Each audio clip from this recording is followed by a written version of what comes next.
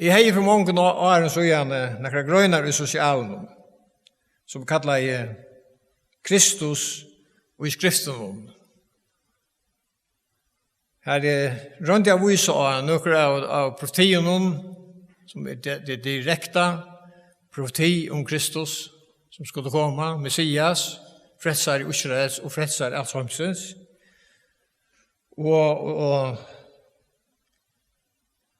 jeg tjekk etter her, øysene her vi mynden, vi så gjerne mynter som vi sutja okra frelsar og i. Man kan nevna til dømes Noarsk og Løyvitja Josef, og til utallige sånne mynter, som man ser, av frelseversen. Og for en 4 år så er han alltid oppsåret, men 3-4 ta tror jeg 4 lestrar i salen i ånda 4. Det var en sånn lydel rond, og det var om det samme evne vi, altså ikke Kristus og skriften om. Nå har vi så lenge tog vi opptidsen av Bibelen som en profetabok. At den en profetabok. Og jeg har skrivet nok sånn ekko bløyene om det her, etter i sosialen. Her 4. Og det kjemst av tog at nå rødder oppe som sier at hun ikke en profetabok, men det mannaversk. Og tog har vi vært en opptidsen av henne som er profetabok, og det det som er så rundt at jeg røyner affæra i kjøkken og veter. Og vi begynner i første Mosebok og færre så ut etter, og man teker, og jeg har kattlet disse her bibeldymmene som vi skal hava. Jeg har givet dem en navn, han gloppa dittene. Og så en underskrift vi han gjør noen gang av skriften. Det liksom at bare tenkte på å gloppa dittene ut etter instastene til å vete ahoa, mer ahoa enn vi men kan vise hos året. Hos år slett ikke uinteressant. Det umetallige ahoaverst. Ahoaverd lesna av Bibelen. Hon kan være tung ångstande, men øyla nekvastande hun øyla løtt å lese. Hon jo en søva. Hon en søva om Israel. Og samstundes hun en lærebok fra God. Hese mennene som har skriva Bibelen, tar av å skriva søvene til Israel nyer, akkurat så som hun tar av ikke rønt av pynta på henne. Og det kommer av tog at til hos ante som løttar, til antans menn, og tar av ånka grunn til å ha haft for å gjøre det utan til at god til drivdår. Og så gjerne hun øysene innblåst av gode. Så hvis at hun ikke bare en lærebok om søv, men hun en lærebok om løve. En lærebok for jødene og for okken alt som har livet i hjørnet. Hver enn vi det har livet. Så vi bør skrive til okkara. Hun innblåst, sier Paulus apostol, og nyttelig til lærdom og i alle måter. Og det som så øysene som gonger og i jøgnen hese profetabok som rei travor alle min jøgnen, det Messias, det Kristus. Vi skal slå på Lukas evangelium kapittel 24 og lese noen vers her, for at dette Jesus var oppatrisen. Dette en kjent frasøgn. Da Jesus var oppatrisen, og at han oppenberer i seg jo, for lærersvøgnen. Og hentan her frasøgnen, Hon ta han uppenbara sig för två läresvagnen som av fra en bygd som att Emmaus. Nej, fra Jerusalem och ut till en bygd som heter Emmaus. Och vi ska läsa här från 13:e verset i kapitel 24 av Lukas. Tvåra tajmen för och samma dag en bygd att Emmaus och var trostad från Jerusalem. Tar tås av kvar annan om allt detta hänt ej. Men han tar nu tås av samman och spurte hver annan kom Jesus själv till torra och fylltes vitt av hon. Men ej torra var helt nattor så då kände han inte. Han säger vid torr, vad är det till tås om kvar annan men han till gänka och tar steg och sorgar fotler. Annar torra han är klä upp och svära i honom. Är du ensamma så främmande i Jerusalem att du visste inte vad här har hänt dessa dagar? Han spurte vad tar han? Tar svära av honom, tar vi Jesus ur Nazaret som var profet och mäktig i verste och året för det gode och alla falskene. Och hos hövsprestarna och råherrarna och har givet han upp till deja dom och krossfestan. Vi dvåna av att han vært han skulle enderlösa Israel, men tog om man allt detta det 3 dagen så är detta hände. Och så har också näkare kvinnor och gjort någon offerna. Där var det tullig i morgonen vid grövna och funnet inte lika hans herre. Så kom det här och sagt att det hade sett ånglar. Att det hade sett sjön. Ånglar som hade sagt att han lever. Näkare att han vi och var för att ta ut ur grövna och funnet det så som kvinnorna hade sagt. Men han sa det inte. Ta säger han med tag. Tid lyd i huxande och trek hjärstav. Att tryckva att de tog profeterna att tala. Åtte Kristus inte lyd detta. Och så färre in till dordsöjna. Han börjar nu från Moses och från alla profeterna och utlägger för tajmon till som alla skrifterna var sagt om han. Nu narska och står bygdene. Och utanför till och han last som han atlas är långt. Ta något utav han satt och vi så åkom. Du tar lyra kvalitet och dävren hattlar. Ta föran in av era tjata. Ta en så säger bors vid tajmon tog han brej. Signa i brejta och gav tajmon. Ta var ej tar läten upp och tar känt av han. Men så kvarv han tajmon ur sjön. Ta skötten nu kvar i annan. Brann inte hjärsta och i okkon ta han tala i okkon av enon och lät okkon upp skriften där. Och ta röst oss i samma tajma och för efter till Jerusalem. Här funnet tar hinnar etlos hanajar och tar i vitt med våren. Ta skötten. Det sagt att Herren är risen upp. Han är sattur av symene. Ta satt och tar för att du som hänt dig av enon och hvordan han var kjent av tajmon tar han breie. Och det här är en signar i den här bådskapen. Det här är omettliga seende. Det är som Jack Fyr säger. Det var Jesus själv som nettopp gör det här. Han får till Moselav, till Mosebökerna och profeterna och Jack vi jökna det här och visste dem att allt var skriva om sig. Jesus Kristus en reje tråvar i jökna bibeln. Och jag kan följa med sin luttlam att stanna här och för att röna efter Jesus är här. Men det kan jag aldrig. Men till oss som att till det som skrifterna i hav som Jesus brukt som han och skrifterna livand. Vi låter mest ta kött och här brann inte hjärsta och jock. Ta han lärt och upp skrifterna. Det måste vara så lås. Att hjärsta och för att bränna ta ju ut läsa och höra skrifterna och att det skulle lätas upp för oss. Det ofta ett slör för det och vi tänker det som vi läser verkligen. Och det var det som han säger här i 25 verset. Tid lyd i hoksande och trek hjärsta av. Det så vi och människan. Vi är lyd i hoksande ofta. Om det är ju tingene. Och de har bättre hoksa om det som har hästen hem till. Och vi kände trobaren Spurgeon. Han skriver i en bok som han har skrivit att när människor de har större omsorgan för hunden och chatten i tjasar än för sina sjal. Og det så satt som det sagt. Hvor det så? Til vi mennesker fadle.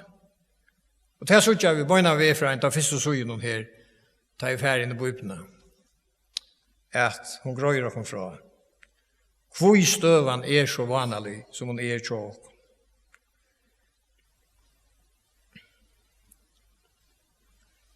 Om vi skal si at det har stått i kvalt, da klumte jeg så da, kvart i ferie at ta opp i ordskriftene, så lukkas som i stauren, så det, jeg begynner vi skapene sjøvene i første kapitlet, i første Mosebok, jeg vil sitte skapene og øysene til som kom 18 år, syndafallet, og vi tidsjer et søvn om Kain og Abel, og så kan jeg lukke ned med en mann som Lemek, en godleise med vår, og så kommer vi til Noah, det så velkjent, og så gjerne første Mosebok, hun om atterfedrene, patriarkene, Abraham, Isak og Jakob. Og så endar hun vi søvn om Josef og brødrene. Og så kommer vi til Mosebok, og her oppfyller god lyfte som han givet til Abraham og Isak og Jakob, og han røyser Moses opp. Og vi kjenner så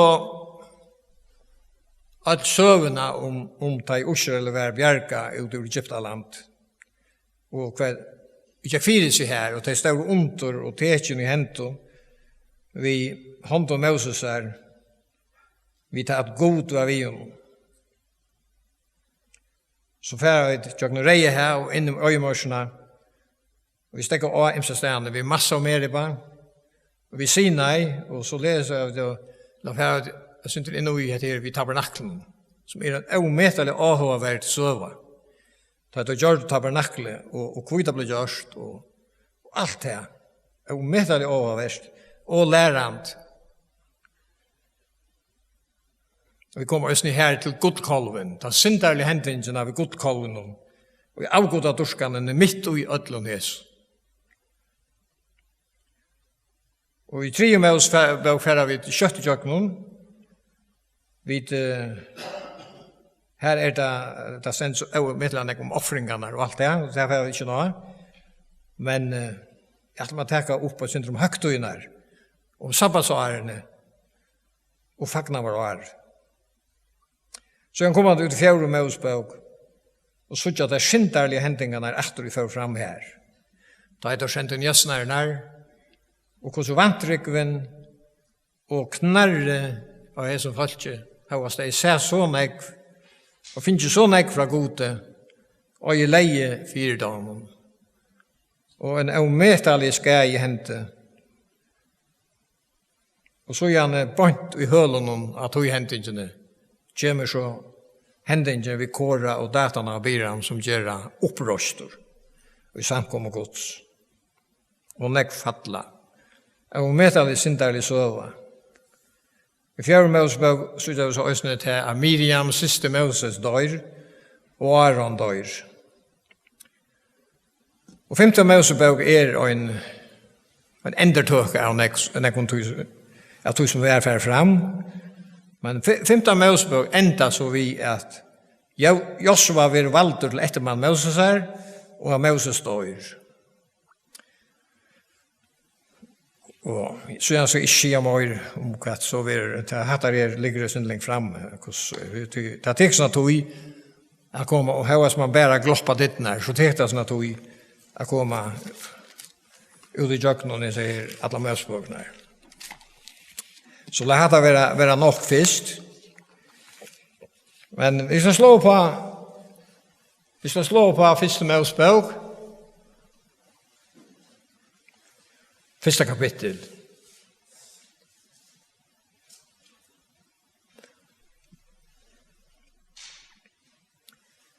Og her leser vi tro de første versene. Og i opphavet skapte god himmel og jør. Jøren var øyen og tau, myskor var i djupen, og ande gods svøyma i vattnen. Og god sier, vere ljøs, og ljøs vær. Ja, vi leser mer. God sa at ljøset var godt, og god skilte ljøset fra myskrenon. God kattla i ljøset det, og myskre kattla i natt, og kvöldvær og morgonvær fyrsta det. Vi opphav, bare dette her øyne året, og vi opphav. Det har vi vært grubla iver, og det har vært grubla iver, og har opphav. De som ikke tryggva, eller de som ikke tryggva god, har et øyelig problem. Og øysene de som ikke har haft de omstøver som vi,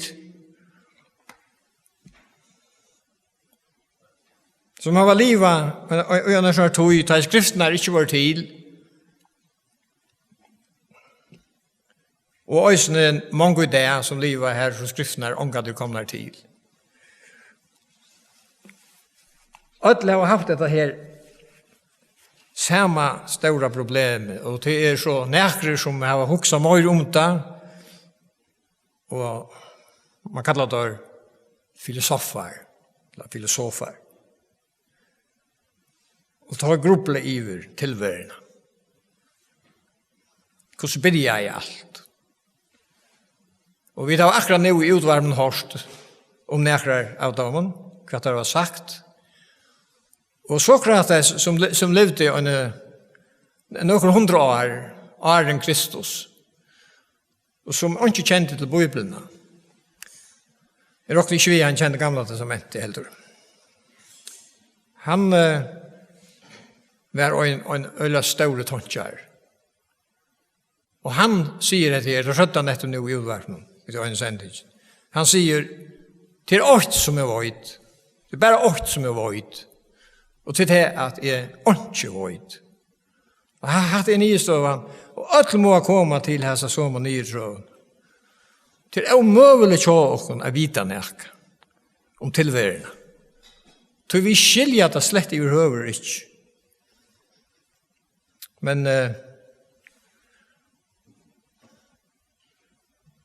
så er Bibelen kommet til dere. Og er den Bibelen var skrivet, så har vi god, det sier skriften nok, at god taler til alle mennesker. Vi tog som han har skapt. Han sier, jeg er her. Det som de sutja mot handaverk. Det man sier at ikke at jeg er her. Og han venter og krever over tilbyen. Men menneskene, de grubla vi er. Og så, jeg ble jeg tåntja sjálfur, jeg grubla sindu først, og jeg sniver etter her. Og jeg har alltid tro på det som jeg har hørt fra badni av, om god og hans år. Men så er det her hentet diskusjonen om, og så er det sagt at til tar som sier at alt det kommer bare av en tilvild. Det er jo pura vittlest. En vittlese tanke. Alt det kommer til av en tilvild. At det bræk hentet i øynene for, og så får det ut og blå til støttene. At det viser bare at skriften alltid passer. Paulus sier at god det gjør så visdom hansens dorskap. Visdom og hansens utenfor god. Han kommer til sånn en fullkomlig resultat. Men jeg husker om det her, ja.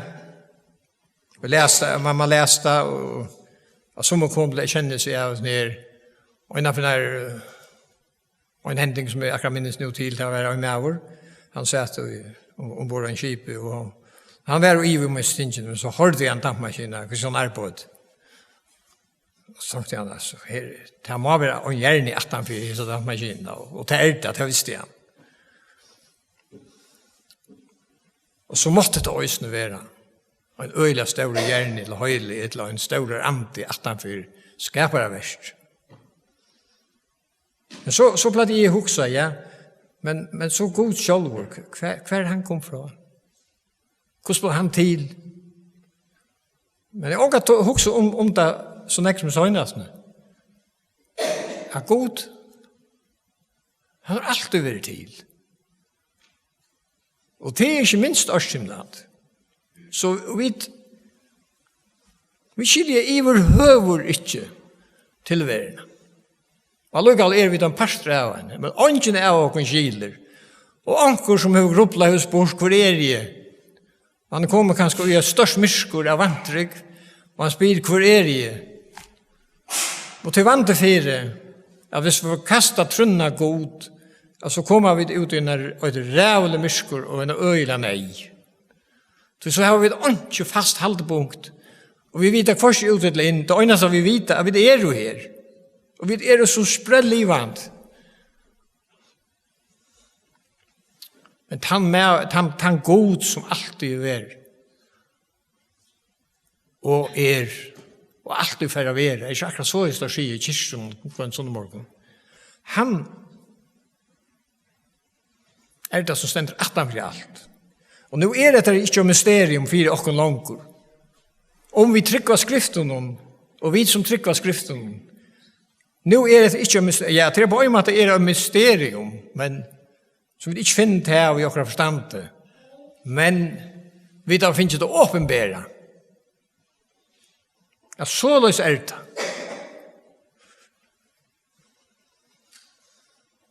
Hatt det til.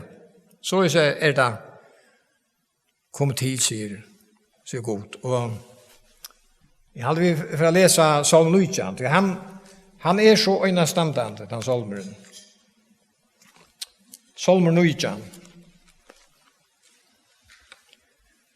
Til sangmesteren salmer etter David. Himlaner kunngjør at ord gods, kvalve ber bo handaverskansere. Ein dæveren talar vi annan det, og i natten kunngjør det. 8 år og 8 tal. 8 at ljau i høyrest, gonger rød himmelsens ut alla hjørna, og tala hansara til enda gjæra rujtjes. Og himle røst i han, saulen i kjald, og hon som brukkommer vi kjemur ut av broarkammare, søgnon.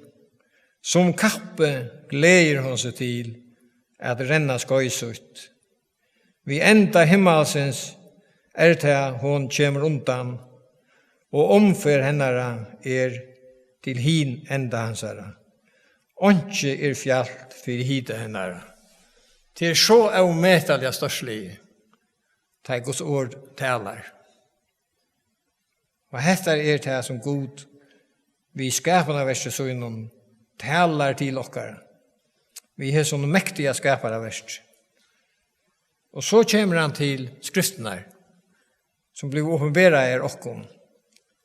Vi som har finnet der, vi har så mye større og avbyrd. Lov Herrens fullkommen, hon lukar sjalene. Vittnesbordet Herrens trofastor, han gjør en åndfald av visam. Hettar godt, å hava, og en tilvære og her vidt, åndkje skilja. Kjalt her som God sier om at han har skapt alt, og at han kallar han seg selv, og han alltid vært. Det så fjersfyr å kunne fenga det ordentlig og skilja det. Men hans ord, som han talar til okkara, tar vi teka det til okkara, så kommer en underfulle frigjør inn i okkara hjørsto. Han som lyter av Guds ord, det kommer en underfulle frigjør, han kviler fra ødlen her som han ikke skiler, og han kviler i åndfalda, akkurat som baden tror papasønnen, eller mammasønnen. Så trykker vi god til det som han har sagt. Det stender han gjør en åndfalda, vi må ha åndfald, som lyter baden, og det sier Jesus, at vi kommer ikke inn i himmelen, utan vi være som bad. Det ikke vi nøyføringer å gjøre. Det passer jo høver ikke at jeg prater om nøyføringer. Men det en mynd som Herren brukar, at vi må være åndfald som lydelbad. Og lydelbaden åndfald. Det ses ikke opp med foreldrene og gjør seg klokere enn deg. Men det tror de, og de gauet. Og så det også ved åkken. Fyrkipene Herrens rattar. Ter gleda hjärsta. Båha hansara rönt. Ta lyser upp egene. Åtti Herrans skyror. Han stender fastor allar över. Lov på Herrans sannløyge, de rettvis, altså. De dyrabærere enn gull, ja, mångt av funum gulli og søtare enn onangur, ja, enn røynas i honangur. Og som tænare tøyn ver amyntur vitt domum, tann i heldur tei hevur stóra løn. Ja, vi tar lyse her, sier 5 første versene og i skapene av sjøven, i første Mosebok. Og han sier, og kvöld vær, og morgon vær, første dag. Tar klok og tar som geras klokar, og klokar er en god. Klokar er en tar som skriver skriften her. Tar ganska grunn at hesson, flenne at hesson, hesar her sjøvende, at det er som man kan fortelle bøtten om ganska, da sier jeg var ikke akkurat, men jeg husker meg til at det var noen sikkert mennesker som sier på andre måten, tar flenne at du som sender her. Men vi får gengtjøkene til her, enda kapitlen nasta, leier det, leier kvöld her.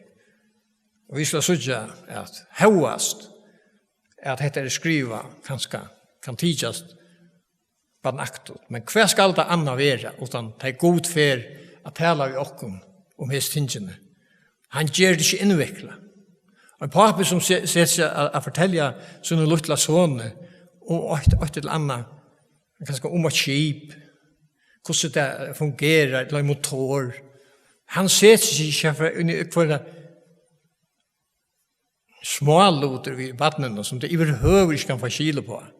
Och lära det bäg om stämpel och cylindrar och om dieselmotorer eller bensinmotorer. Nej, han tecknar en liten hold auto och förklarar han och hetta ger en skruv som så ger ett skip för att cykla eller ett landa så. Jag tror döm man kan täcka. Han vill göra det öl anfall för det lilla vatten. Og god gjør det omfalt, men jeg vil møte det. Da man hikker etter sned og leser etter, jeg sørger hvordan størselig det enn det skapene sjøve. Så nå halte jeg at jeg har brukt noe lenger tog i kvöld. Vi får takke for kvöld.